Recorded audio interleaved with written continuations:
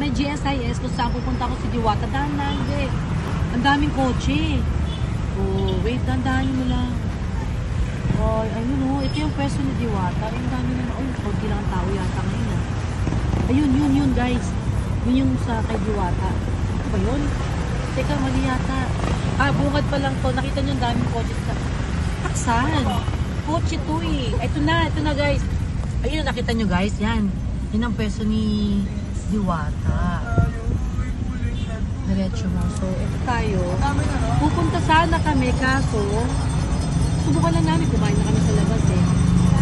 Ayan. Medyo marami pa rin tao. Nakapila pa rin. Grabe.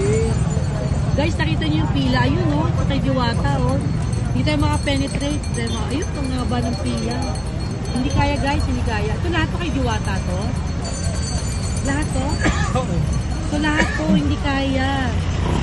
Kasi may portion siya. Rice, chicken. Ayun oh guys, nakita nyo yung pila niya. Ayaw na.